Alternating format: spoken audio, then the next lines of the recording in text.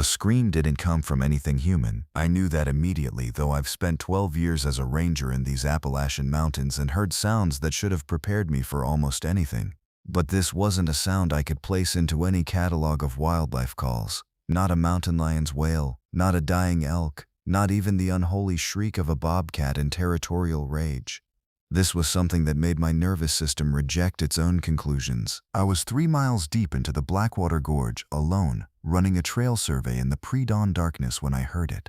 My name is the narrator of this story, and what happened next defies every rational explanation I've spent the last 6 months trying to construct. The beam of my flashlight caught nothing but the twisted trees that border the trail, their limbs reaching like arthritic fingers into the fog that never seems to fully lift from this part of the mountains. I'd come out early specifically because the quieter hours usually meant better data collection.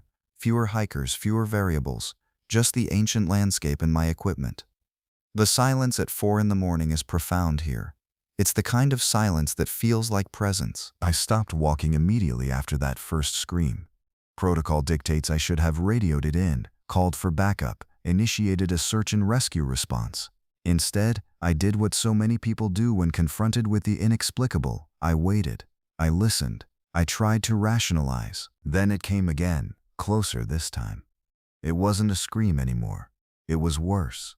It was almost a voice, but wrong in every fundamental way. The pitch dipped and rose like someone trying to shape human speech through a throat filled with broken glass and ancient hunger. There were notes in it, actual musical tones, that my ear couldn't quite process. My brain kept sliding away from the memory of it, even as I was hearing it, the way an eye refuses to focus on something at the very edge of vision. I pulled my radio from my belt. My hand was shaking. This was not normal.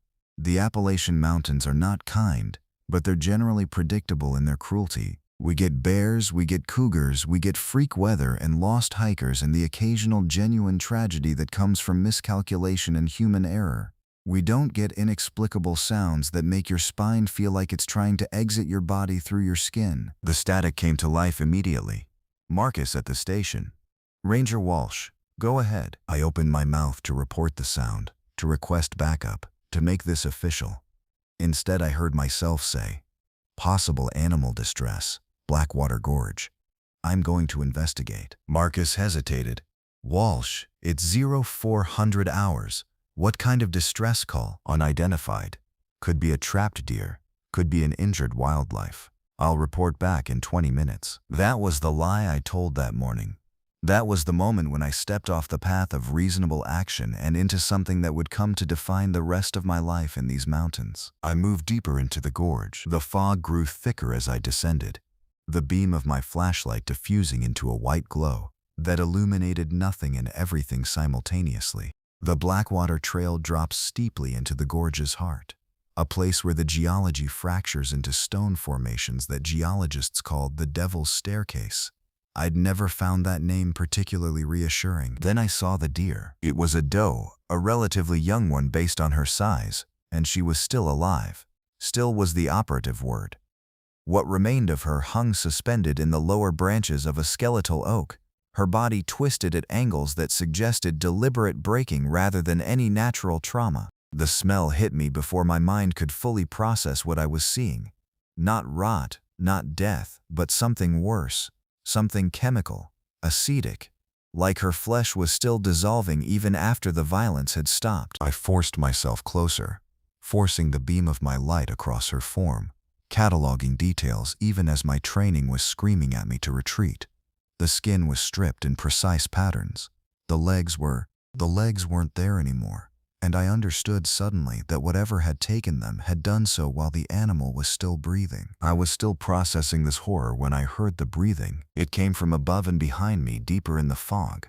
Not the harsh panting respiration of an animal exhausted by predation, but something rhythmic and patient and so profoundly wrong that I couldn't even identify it as breathing at first. It was like the sound of wind moving through a corpse's ribs, like wet fabric being dragged across stone, like everything that moves through these mountains stripped down to its basest animal sound, then refined and weaponized into something that existed only to inspire terror. I didn't run. I want to tell you that I turned and fled like any sensible person would. that I abandoned the trail and thrashed through the undergrowth back toward civilization. But I didn't.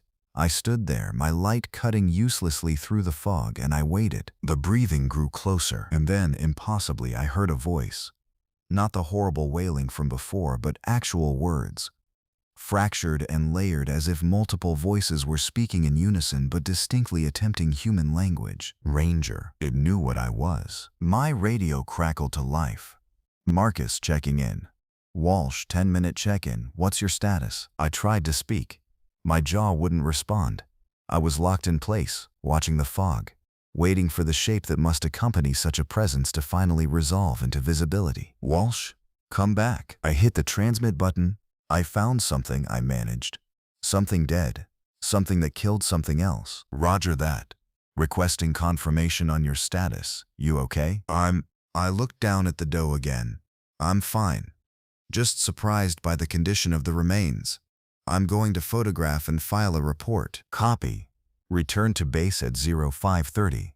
Walsh out. The radio went silent. The breathing continued. When I turned my flashlight back toward the sound, the fog seemed to have thickened further, growing almost solid. And in that thickness I saw something that I couldn't quite resolve into understanding. A shape. An absence. A place where the fog didn't move quite right. Where the air seemed heavier, more resistant. Hungry. The voice was clearer now, less layered, almost conversational. You are hungry too. I should have run then. God knows I should have. Instead, I asked, what are you? The shape in the fog seemed to expand, and I realized with a horror that bypassed rational thought entirely that it was moving closer, not toward me, but circling me, evaluating me with the patient calculation of something that understood concepts like patience and hunger and the value of prey. We remember you. The voice was almost gentle now, almost kind. We have always been here. We remember when you were not. We will remember when you are gone. The fog rolled in with the speed of a held breath released, and the shape was suddenly too close, looming above the depth of the trail. I could see details now. The outline of something that wasn't quite animal and wasn't quite human. Limbs that bent wrong. Skin that seemed to catch the light like wet leather. Eyes that weren't eyes at all but voids. Pits of absolute black that drew in light rather than reflecting it. Then my survival instinct finally reasserted itself, and I ran. I don't remember most of the scramble back up the trail. I remember roots that seemed to reach for my ankles. Branches that cut across my face. The way my radio kept crackling with Marcus asking for status updates that I couldn't answer.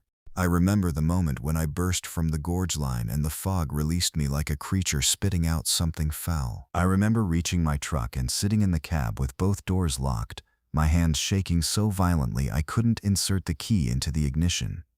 And I remember the sound, that voice, carrying across the distance as the sun began to lighten the eastern sky. We will meet again, Ranger. I was still bleeding from where the branches had torn my face when I drove into the station at 5:47 a.m. Marcus took one look at me and knew something more serious had happened than a simple wildlife encounter. My supervisor, a man named Harrison who'd been managing this ranger station for nearly 30 years, pulled me into his office before I could even file my initial report. You look like you've been through a meat grinder, Harrison said. And he wasn't exaggerating. The scratches on my face were deep enough to need antiseptic and bandages. My uniform was torn. My hands were still shaking despite the gallon of coffee I'd consumed at the station. I told him about the deer. I told him about the sound. I didn't tell him about the breathing, about the voice, about the way something had stood in the fog and spoken my title with the familiarity of something that had been watching me for far longer than this morning's encounter. We'll need to send someone into the gorge to recover the remains, Harrison said, already reaching for his phone. Get it to the state wildlife office. Probably some kind of predation behavior we haven't documented yet. They like to know about anomalies. It wasn't a predation pattern I've ever seen, I said carefully. The lie came easier now. Yeah, well, that's why we report it. The more data we collect, the better we understand what's moving through these mountains. Harrison paused, studying me. You good to continue your rounds, or do you need the day off? I should have taken the day. I should have gone home, locked the doors, and spent the next month trying to convince myself that I'd had a panic attack in the fog and mistaken natural wildlife behavior for something supernatural. Instead, I said, "I'm fine, just startled." By noon, I was at the Regional Wildlife Office in Ashton, a town that clings to the Appalachian foothills like a barnacle to a rock. The facility there isn't large, just a handful of offices and a single large room filled with filing cabinets and reference materials. I'd volunteered to transport the photographs of the remains, which gave me access to their records. I told myself I was just being thorough. I told myself I was looking for logical explanations for what I'd encountered. But really, I was trying to confirm that I wasn't insane, that something in the mountains matched the description of what I'd encountered. I spent the afternoon cross-referencing folklore databases.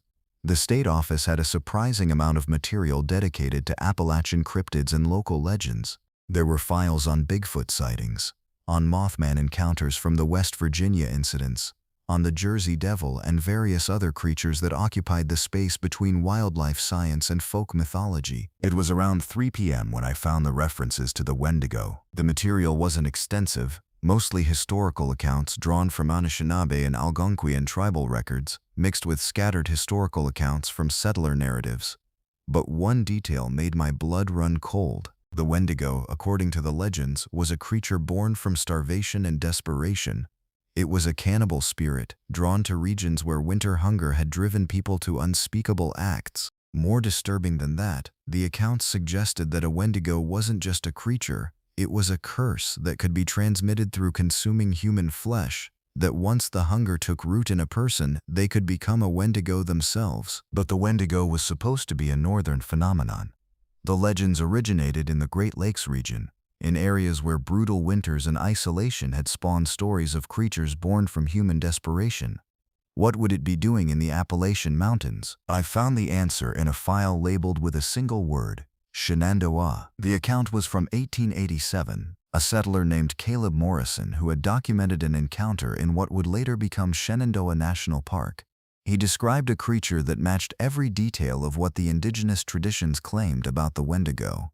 The same wrong proportions, the same hunger that went beyond simple predation, the same voice that tried to speak human language but came out wrong, filtered through a throat designed for something other than words. Morrison had written, "The thing's voice was like an echo of civilization filtered through the gullet of hell itself. It spoke my name though I had never heard it speak. It knew things it had no right to know. I understood with terrible clarity that this was not an animal that had wandered into our lands. This was something ancient, something that had always dwelled in these mountains, learning our languages the way a mimic bird learns sound." There was a note in the file, added in a modern hand. Local folklore suggests the creature is drawn to areas of human desperation. Spring of 1887 marked severe famine in the Blue Ridge region. Morrison's account corroborates traditional narratives of Wendigo manifestation during periods of human suffering. My hand was steady as I photographed the documents with my phone, but my mind was not. The Wendigo didn't just hunt. According to the traditions, it fed on something deeper than flesh. It fed on the resonance of human suffering, on the spiritual collapse that came from watching everything you'd built and loved disappear into the darkness of starvation. The last line of Morrison's account sent chills through my entire body. I fear the creature's voice in my dreams more than I fear its presence in the waking world. I fear that I am beginning to understand what it is trying to say. I left the archive at 4:47 p.m. and drove back toward the mountains, my mind constructing theories and rejecting them as quickly as they formed. There had to be a logical explanation. There had to be. By the time I reached the ranger station, Harrison was waiting for me with a frown and a clipboard. "The autopsy on that deer came back," he said without preamble. The technician flagged something unusual. "What did they find?" "Chemical compounds in the tissue that aren't consistent with any known animal digestive system. They're requesting additional samples from the gorge, expanded parameters. They want to know if we're looking at some kind of environmental contamination or if there's something new in the ecosystem we need to be tracking." I felt the bottom of my stomach drop away. "Harrison, I need to tell you something. I don't think that was a natural predation." My supervisor set down his clipboard and gave me his full attention. "All right, I'm listening." I told him about the historical record. I showed him the photographs from the archive file. I walked him through the Morrison account and the connections between the Wendigo legends and the documented encounter in our region. Harrison listened without interrupting. When I finished, he was quiet for a long moment. Then he said something that would shape the rest of my investigation. My grandfather used to work these mountains. He told me stories about things that weren't in the official records, things that rangers were instructed not to report. He said there were parts of the Appalachian Range where it was better not to go alone, and better still not to go at all. Did he tell you about the Wendigo? Not in those words, no. But he told me about a hunger that was older than the mountains themselves. He said it was sleeping, mostly. That it woke up during the hard times, during the years when desperation filled the hollows and people stopped seeing each other as neighbors. He said. Harrison trailed off, a strange expression crossing his weathered face. He said the mountains have always fed on something, that the starvation was spiritual before it was physical. I left the station just after dark, driving the long route home through winding mountain roads. My headlights cut through darkness so complete it seemed almost solid, and as I drove, I couldn't shake the feeling that something was running alongside the road, keeping pace with my truck, waiting for the moment when I would slow down or stop, waiting for when the hunger might find an opening. For 3 weeks, I tried to live a normal life. I continued my ranger rounds. I filed reports. I attended the weekly station meetings and pretended that finding the remains of a brutalized deer and encountering something that defied explanation hadn't fundamentally altered the way I perceived the mountains. But the voice never fully left me. It lived in the space between sleep and waking, in the moments of silence before I fell unconscious. It would whisper things, not threats, but observations, about my life, about choices I'd made, about the times in my own history when desperation had skirted me, when the darkness had threatened to overwhelm and I'd only barely pulled myself back from the edge. We understand hunger, it would say, and there was something almost intimate in the way those words formed. We understand what it means to want, to need, to know that there is an absence that cannot be filled. I didn't share this with anyone. I know how that would sound. Instead, I became obsessed with the records. I started spending my evening hours at the regional archive, cross-referencing historical accounts. I traced patterns of Wendigo sightings that seemed to follow lines of ecological stress, areas where winters had been brutal, where starvation had marked an entire community. But I also found something else. The sightings weren't random. They clustered in regions where human despair had reached critical mass, and there was a correlation I couldn't ignore. The Wendigo seemed to feed not just on the flesh of isolated individuals, but on entire communities locked in their own collapse. In March of 1922, during the coal mining boom, there were 7 documented disappearances in the hollows east of our current station.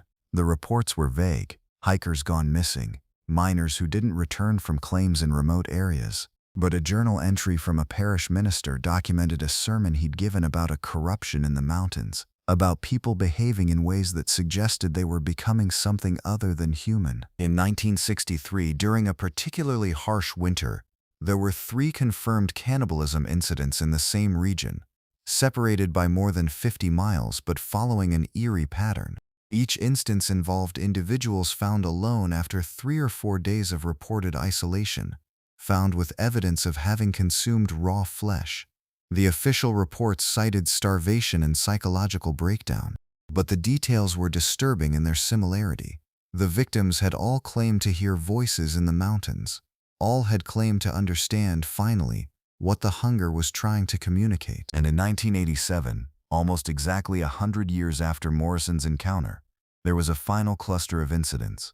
A hiker found wandering the trail system who kept repeating the same phrase: "It's not the cold that kills you, it's the understanding." An entire family in an isolated cabin who staged an apparent murder-suicide that the state police report suggested was influenced by mass delusion related to extreme isolation. That was the most recent official documentation of Wendigo activity. But I began to wonder if the silence since then was actually absence or merely concealment. I was in the archive in early April when I found the most recent entry. It was handwritten, filed in a manila envelope with no dates, no author attribution, just pages of observations that matched my own experience with terrifying accuracy. The voice is becoming clearer.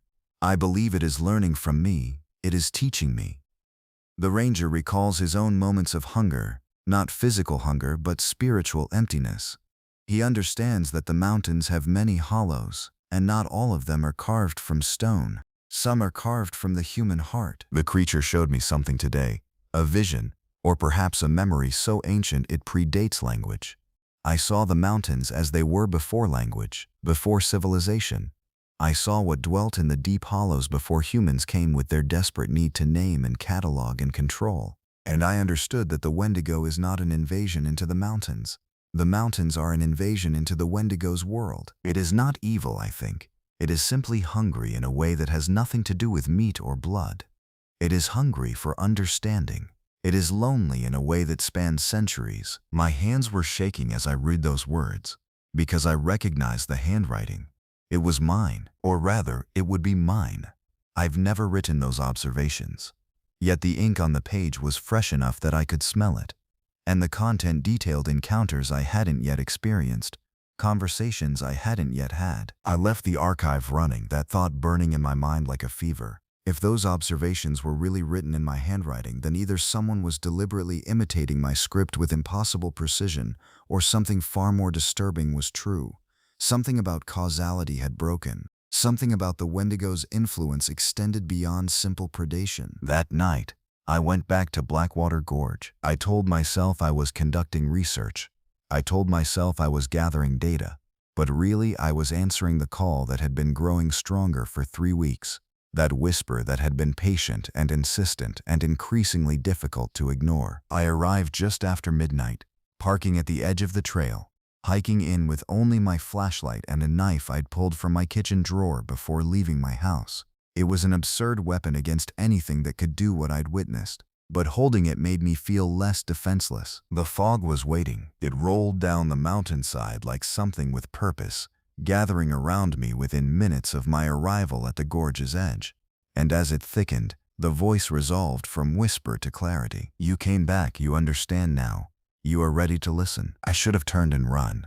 I knew that.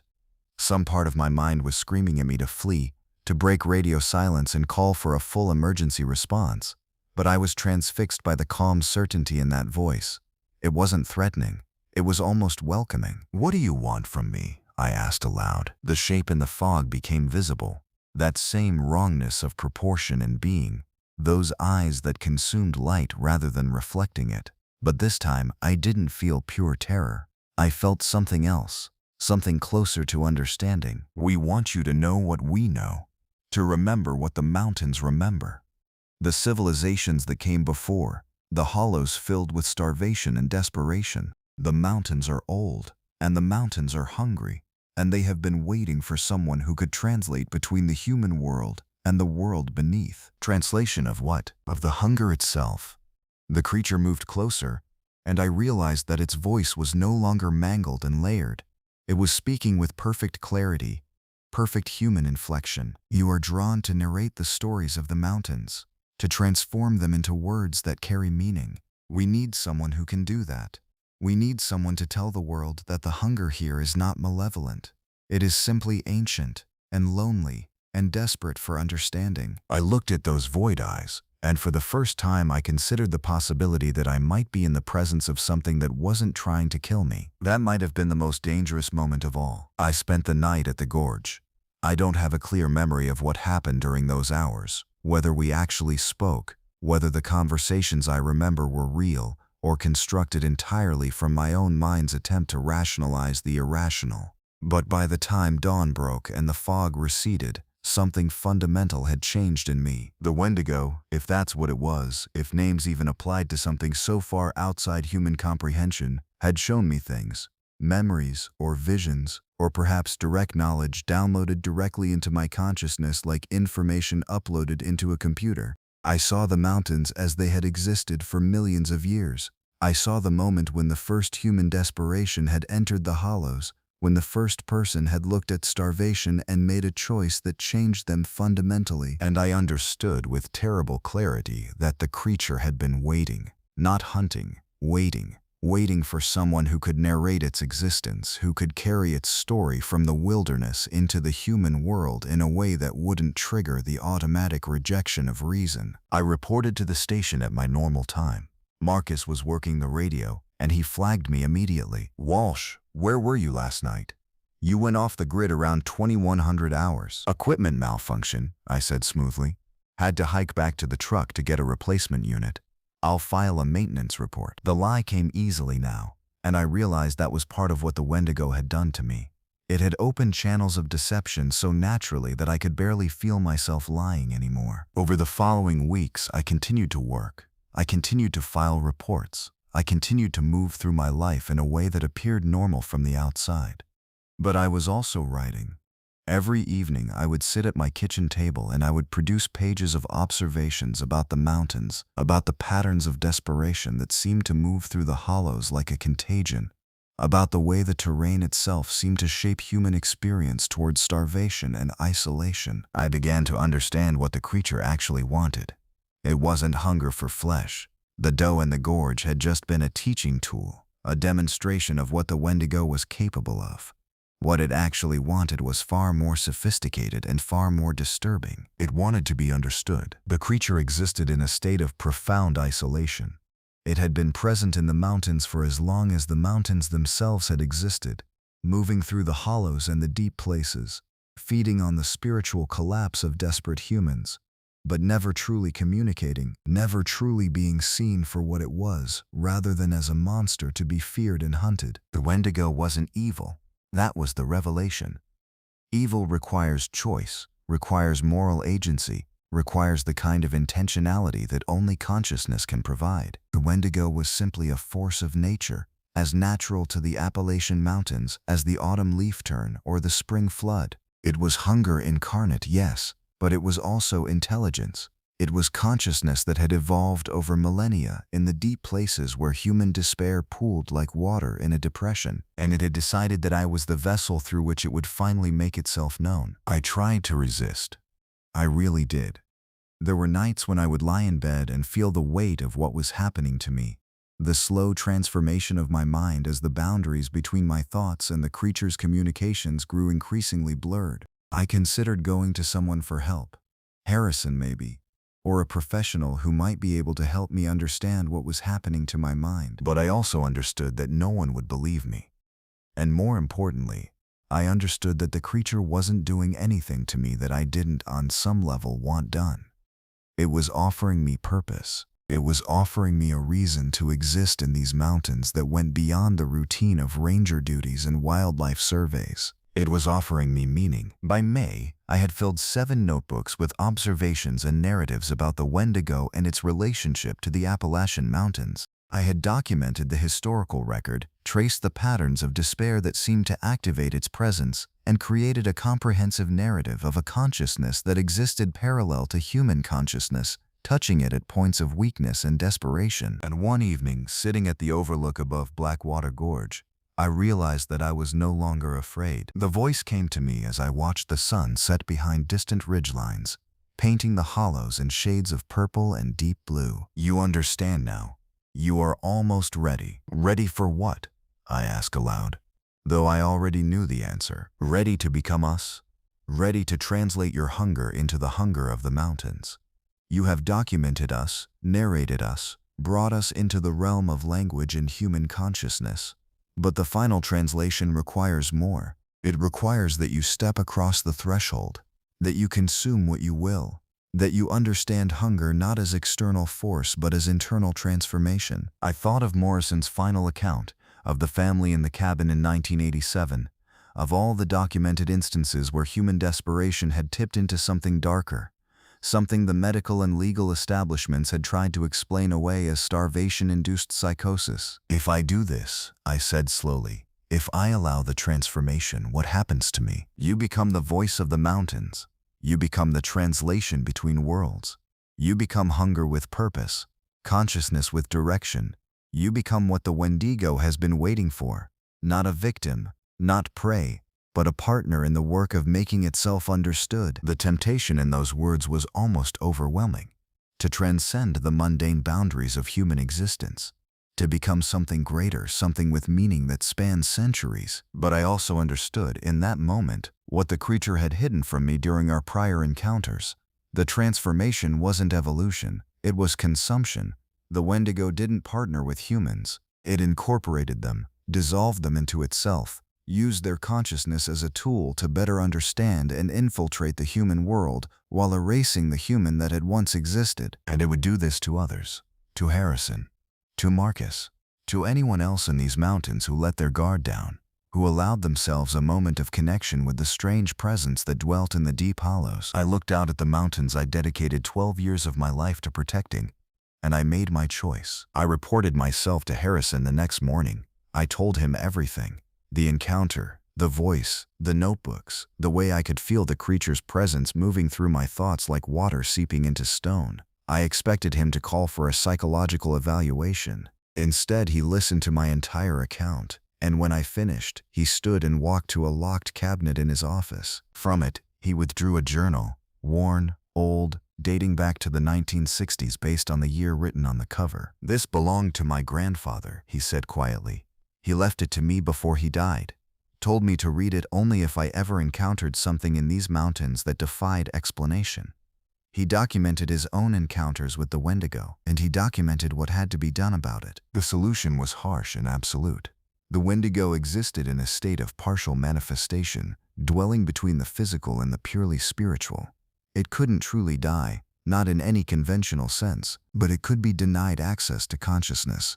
It could be closed out. The mountainous terrain around the gorge had what his grandfather called thin places, areas where the boundary between material reality and spiritual reality was porous. These areas were also places where human desperation had historically pooled, where the creature had found easiest access to consciousness and transformation. The solution involved controlled burning of these regions, combined with repeated ritual recitation of specific phrases designed to reinforce the boundary between worlds. It was part ecological management, part spiritual warfare, and entirely outside the bounds of anything official environmental policy would ever approve. But more importantly, it required that I serve as the focal point. The creature had chosen me as its conduit.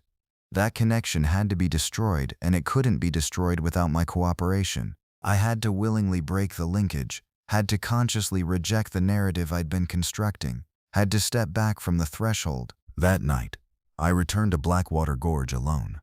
The fog was waiting, rolling down like a greeting. "You've made your decision," the voice came.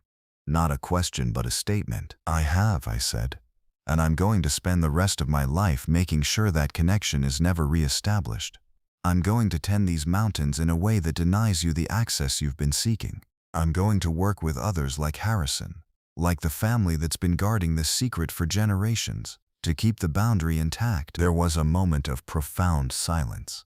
Then, for the first time since I'd encountered it, I heard something that might have been grief in that voice. "We were so alone. We thought you would understand." "I do understand," I said, and it was true. I understood the creature's loneliness, its desire for connection, its hunger for consciousness and recognition, and that understanding made what I had to do even harder. But understanding and allowing are two different things. I spent the next 6 months working with Harrison and a small network of people, former rangers, local indigenous community members, spiritual practitioners whose methods I'd never have believed in before, to accomplish what needed to be done. We burned the thin places carefully, methodically, allowing the ecological recovery I told the official agencies was necessary. We repeated rituals and recitations that I still don't fully understand, but that seemed designed to reinforce barriers, to strengthen the separation between human consciousness and whatever dwelt in the deep places of the mountains. And I never returned to Blackwater Gorge. But I finished this account in hopes that someone else, someday, would understand what I encountered. The Wendigo was real. The creature dwelling in the Appalachian Mountains was real. And it was not the simple monster of folklore. It was something far more complex. A consciousness born from the world itself, seeking connection with the human minds that occasionally dwelled in its domain. The mountains are still here. The hollows still exist. And somewhere in the deep places where desperation pools and starvation writes its story across the landscape, something ancient continues to wait. It understands hunger, and it is nothing if not patient.